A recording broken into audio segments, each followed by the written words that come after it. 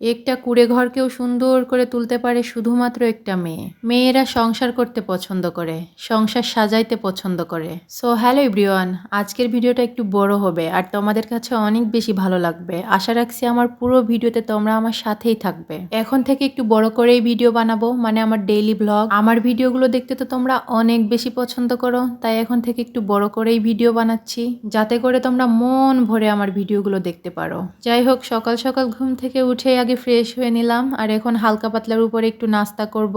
আর হ্যাঁ, আমি অনেক সকালে একবার উঠি, তারপরে আরো একটু ঘুমিয়ে নেই, আবার একটু বেলা করে উঠা হয় ঘুম থেকে যখন রোদ টোদ উঠে যায়। উঠে বাসার কাজকর্ম প্লাস রান্না বান্না এগুলাই করা হয়। আর তোমরা যারা আমার ভিডিও প্রতিদিন দেখো তোমরা ভালো করেই জানো যে আমি কি কি কাজ করি বাসায়। আমার হাজবেন্ড তো সেই ভোর সকালে বেরিয়ে যায় বাসা থেকে, তখন একবার উঠে ফ্রেশ হয়ে নামাজ পড়ে আরো একটু ঘুমিয়ে নেই। অত সকালে তো আর নাস্তা তৈরি করতে পারি না, এই জন্য সে হালকা পাতলার উপরেই নাস্তা করে বেরিয়ে যায়।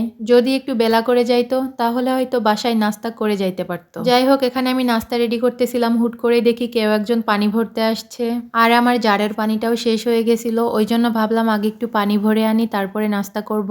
আর আমি প্রতিদিন এভাবে করেই পানি ভরি, যেহেতু আমাদের এই মোটরের সুইচটা হচ্ছে 2 তলাতে আর আমি থাকি হচ্ছে 4 তলাতে, তাই নিচেই যে সুইচ দিয়ে তারপরে এসে পানি ভরতে গেলে একটু কষ্ট হয়ে যায়। ওই জন্য যে যখন পানি ভরতে আসে তখনই আমি পানি ধরে রাখি। সে অলরেডি পানি ধরে নিয়ে চলে গেছে বাসায়, আর তাকে বলে দিলাম যে ভাবি সুইচটা অফ করে দিয়েন। সৈনিকের বউ হইছি তাই বলে যে শুধু আরামই করি তেমন না, কিন্তু একজন সৈনিকের যখন তখন বাসা থেকে বের হতে হয়, হয়তোবা অনেক রাতে, আবার হয়তোবা অনেক সকালে। সাথে তো আমাদেরও উঠতে হয়, ওই যে দরজা লাগাতে হবে। আবার অনেক রাতেও তারা বাসায় আসে ডিউটি শেষ করে, তখন অত রাতেই কিন্তু আমাদের উঠে দরজা খুলে দিতে হয়। আমাদেরও কিন্তু অনেক সজাগ থাকতে হয়, তাদের সাথে আমাদেরও অনেক বেশি কষ্ট করতে হয়। প্রথম প্রথম যখন বাসায় আসছিলাম তখন রাত বেরাতে উঠে দরজা খোলা দরজা লাগানো একটু ঝামেলাই মনে হইতো। পরে আমার হাজবেন্ডকে আমি বুদ্ধি করে বলি, তুমি যখন রাত্রে ডিউটিতে যাবা তখন বাইরে থেকে তালা দিয়ে যাও, তাহলে আমার আর উঠতে হবে না, দরজা খুলতেও উঠতে হবে না।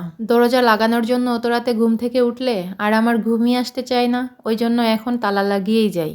এখন আর রাতে কোনো ঝামেলা হয় না, আরামসেই ঘুমোতে পারি। কিন্তু এই যে দিনের বেলা এখন দরজা খোলো দরজা লাগাও করতেই হয়। তারা বাইরে গেলে আমরা দরজা লাগাতেই কষ্ট পাই, কিন্তু তারা যে বাইরে কত কষ্ট করে সেটা আমরা কখনো ভাবিও না। আসলে আমাদেরও উচিত তাদেরকে একটু সাপোর্ট দেওয়া, তাহলে তারা বাহিরে একটু আরামসেই কাজ করতে পারে। যাই হোক, অনেক কথাই বললাম। এদিকে তো সকালের নাস্তাটাও করে নিয়েছি আর ডাইনিং টেবিলটাও গুছিয়ে রেখেছি। আর এখন এই যে প্লেটটা একটু সুন্দর করে ধুয়ে রাখতেছিলাম, বাবুর জন্য একটু সুজি রান্না করব। আমার বাবু সকালের দিকে একটু সুজি খাই, মানে সকালের দিকে তাকে তেমন একটা ভারী খাবার দেওয়া হয় না, হয় সুজি খাই না হলে সাগু খাই। আবার এইটা খাওয়ানোর কিছুক্ষণ পরে একটা ডিম পোচ করে দিব, সে ডিম খেতে অনেক পছন্দ করে। অনেকে আমার বাবুকে দেখতে চাইছিল, আসলে আমার বাবুকে আমি ক্যামেরাতে আনি না, ছোট মানুষ ক্যামেরার বাহিরেই থাক, ক্যামেরাতে তাকে আনার কোনো প্রয়োজন নেই।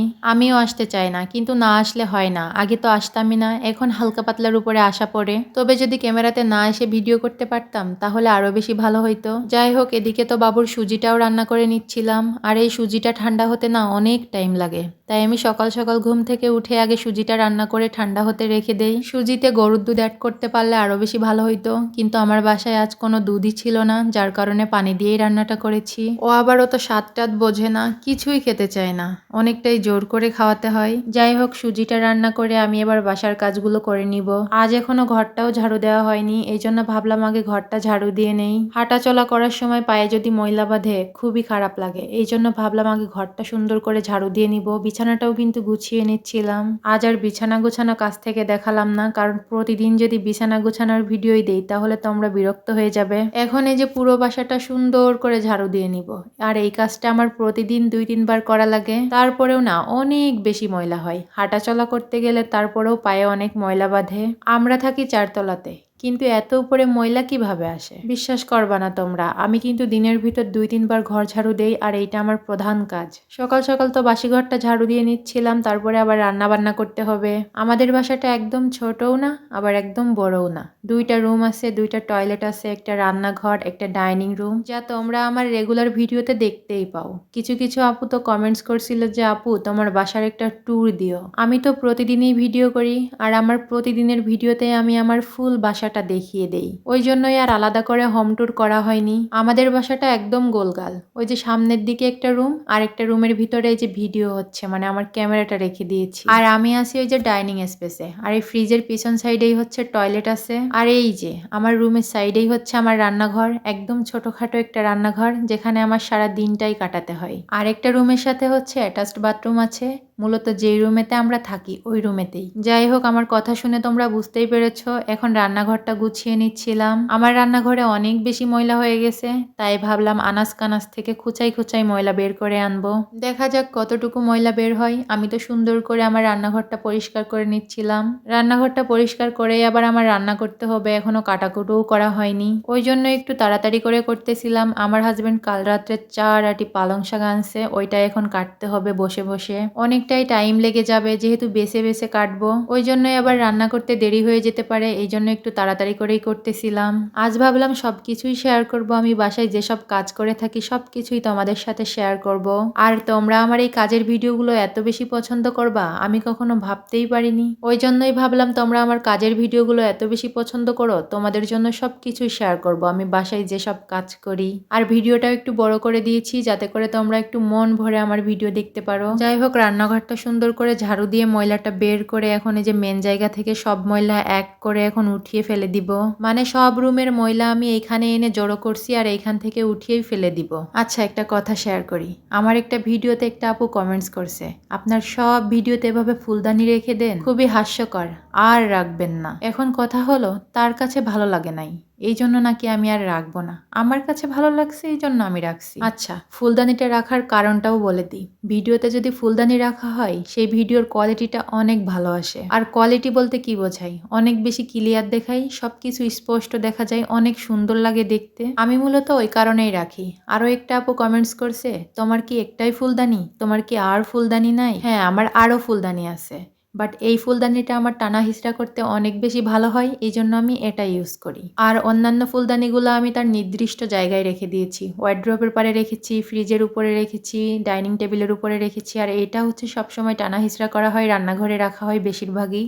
মানে এই ফুলদানিটা দিয়ে আমি সবসময় রান্নার ভিডিও করি। আসলে একজনের ভিডিও, একজনের কাজকর্ম সবার চোখে যে ভালো লাগতে হবে এমন তো কিছু না। কারো চোখে ভালো লাগবে, কারো চোখে অনেক বেশি ভালো লাগবে, আবার কারো চোখে খারাপ লাগবে, এটাই তো স্বাভাবিক। যাই হোক, এদিকে তো আমি মাছটা সুন্দর করে ধুয়ে এখন শাকটাও সুন্দর করে ধুয়ে নিচ্ছিলাম। আর মাছে তো আগেই হলুদ লবণ মাখিয়ে রেখে দিয়েছি যাতে করে রান্নার সময় মাছের ভিতরে সবকিছু ঢুকে যাবে। আর শাকে যেহেতু একটু কাদামাটি থাকে এই জন্য শাকটা একটু ভালো করেই ধুতে হচ্ছিল। শাক একটু বেশি হয়ে গেছিল, এই জন্য আমি 2-3টা পাতিলে করে নিয়ে সুন্দর করে ধুয়ে নিচ্ছিলাম। আর ক্যামেরাতে যতটুকু ধুয়েছি তার বাহিরে আমার অনেকবার ধোয়া পড়ছে। মানে যতক্ষণ পর্যন্ত একদম পারফেক্ট ভাবে ধোয়া না হয়েছে আমি ততক্ষণ পর্যন্তই ধুয়ে নিয়েছি। মানে ময়লা পানি বের হতে হতে একদম সবুজ পানি বের করে দিয়েছিলাম। যাই হোক, এখানে আমি মাছটাও ভেজে নিচ্ছিলাম।